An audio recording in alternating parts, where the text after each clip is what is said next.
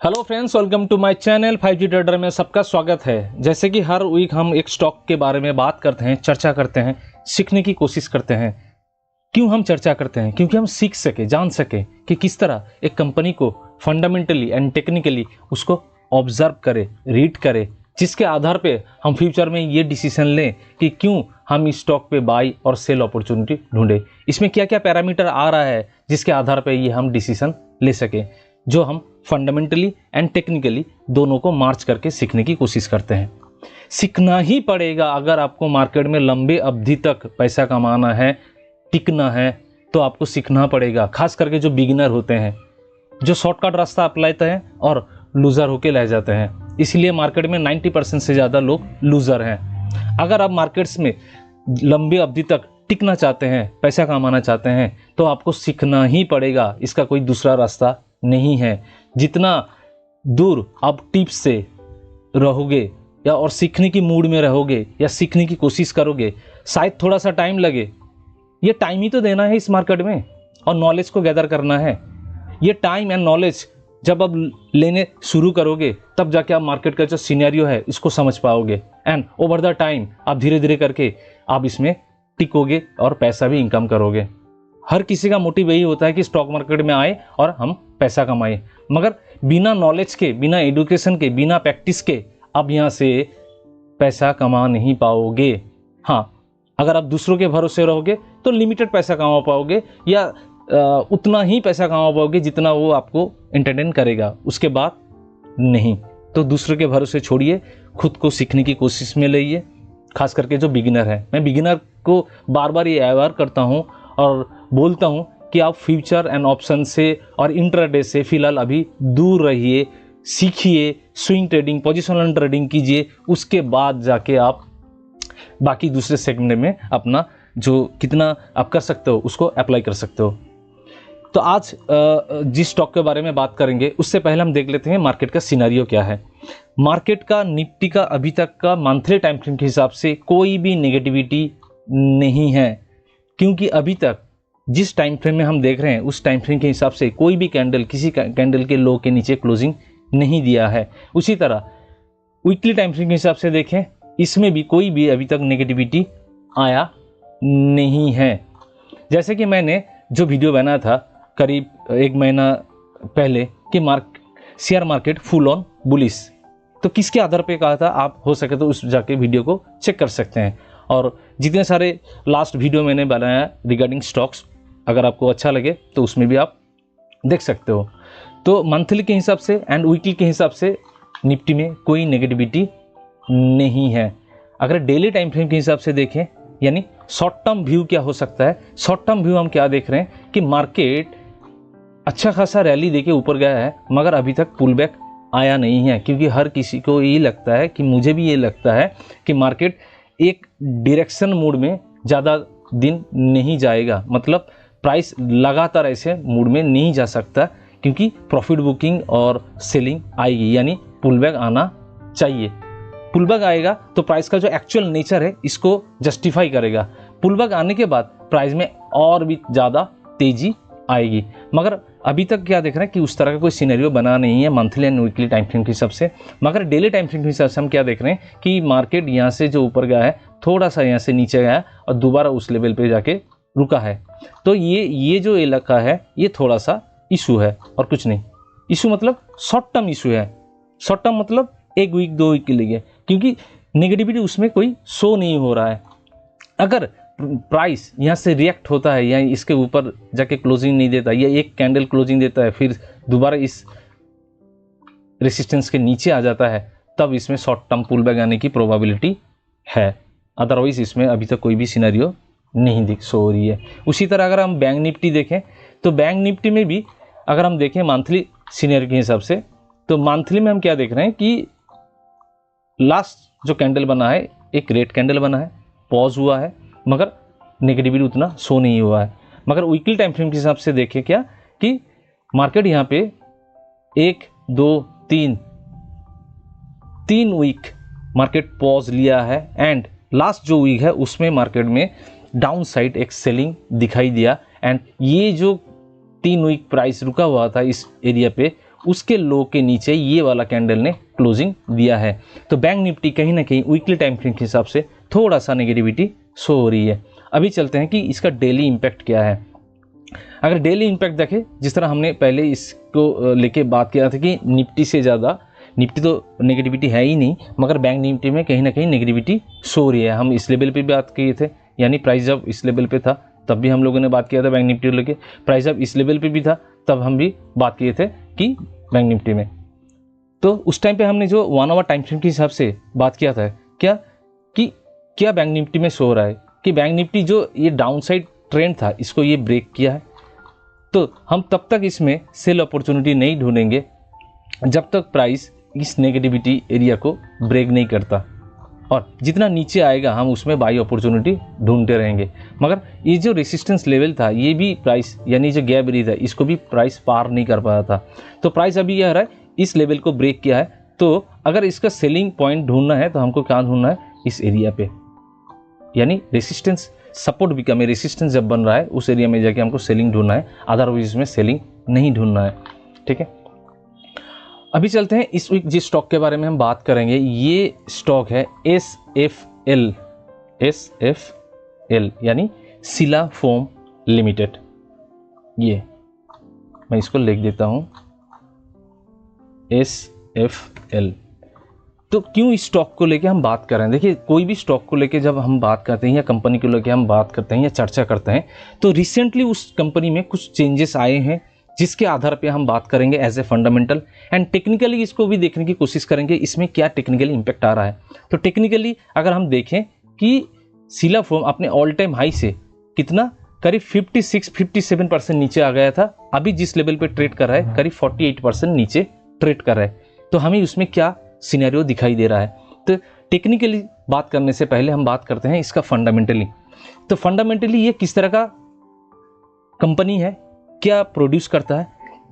सिला फोम जो है ये पॉलीयूरेथीन फोम प्रोड्यूस करता है। यानी अगर हम इसका प्रोडक्ट देखें ना, तो प्रोडक्ट देखने के बाद आपको ये पता चल जाएगा ये किस तरह का काम करता है। स्लीप ऑयल इनका सबसे ज़्यादा बड़ा ब्रांड है।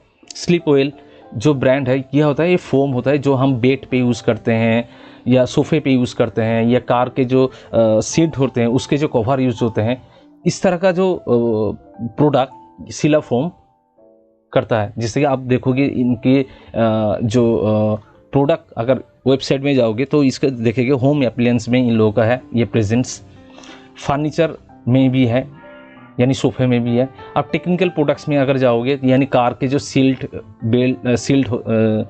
होते हैं उसमें जो कवर होते हैं, ये भी उनमें हिस्सेदार है। और बहुत सारी चीज़ अभी रिसेंट 1-2 साल के अंदर इनमें हुई है। अगर हम देखें इसका फंडामेंटली कि ये largest manufacturer of polyurethane foam, कितना है मार्केट शेयर? 30 से 35% शेयर इंडियन मार्केट शेयर में, मैट्रिक्स में, एंड 40% मार्केट शेयर है इन ऑस्ट्रेलिया, यानी इंडिया में as well as foreign country में भी इन लोगों का प्रेजेंस है।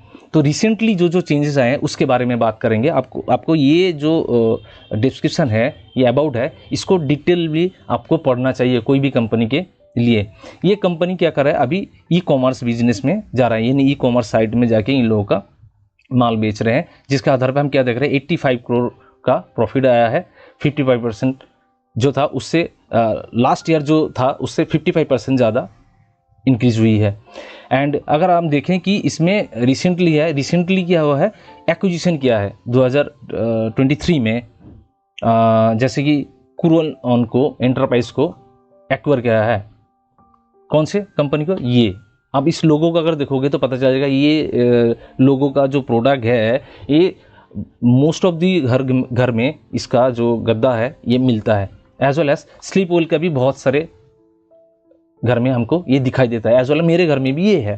ठीक, तो अगर जो प्रोडक्ट कोई भी कंपनी बेच रहा है, आजकल वो मेजोरिटी अगर घर में या मेजोरिटी पीपल इसको यूज़ कर रहे हैं, इसका मतलब इसका प्रोडक्ट सेल हो रहा है, इसका प्रोडक्ट यूजल हो रहा है, ये कंपनी मार्केट का एक प्रेजेंस बन रहा है, इसका प्रोडक्ट एक ब्रांड वैल्यू है, ये ब्रांड वैल्यू होना चाहिए कंपनी का एक प्रोडक्ट।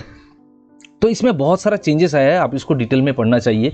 अगर आप इसके रिसेंटली चेंजेस में जाओगे, जैसे नोट्स में अगर जाओगे तो देखेंगे कि इसमें आप बहुत सारे पार्ट, जैसे कि एबिटा मार्जिन ने ग्रो किया है, ठीक है, क्या क्या इशू आ रहे हैं, क्यों इनके सेल्स ड्रॉप हुए हैं, ड्रॉप मतलब स्टेबल हुए हैं, किसके आधार पे ये हुए हैं, आप इस डिटेल में पढ़ोगे ना तब आपको पता चलेगा। अगर हम इसके फंडामेंटल देखें यानी प्रॉफिट एंड लॉस अकाउंट देखें तो प्रॉफिट एंड लॉस अकाउंट क्या देखें ना, 2013 से इनका जो सेल्स है ये लगातार बढ़ रहा है, लगातार ही बढ़ रहा है, मगर 2022 के बाद इनका सेल्स एक लेवल पे रुक गया है, ज़्यादा बढ़ा नहीं है, ठीक है। तो इनके रीज़न क्या है, इनके रीज़न है कि इनके जो प्रोडक्शन कॉस्ट है ये बहुत ही ज़्यादा है। यानी अगर आप इसके डिटेल में, जैसे मैंने बोला कि इनके डिटेल में अगर पढ़ोगे तब उसको पता चल जाएगा कि इनके जो प्रोडक्शन कॉस्ट है ये बहुत ही ज़्यादा है। यानी ये जो फोम बनाते हैं इनके जो कॉस्टिंग है ये 70% कॉस्टिंग प्रोडक्शन में लग जाता है, और ये जो कॉस्टिंग आते हैं ये डायरेक्टली इम्पैक्ट है आपका क्रूड ऑयल के ऊपर। ये अगर आप देखो raw material cost is the company is around 70%, and ये रॉ मटेरियल प्रोडक्ट जो होते हैं ये क्रूड ऑयल के साथ लिंक है, और लास्ट 2-3 सालों में इन क्रूड ऑयल का प्राइस बहुत ज़्यादा बढ़े हैं, इसीलिए इनका जो प्रोडक्शन में इम्पैक्ट आया है।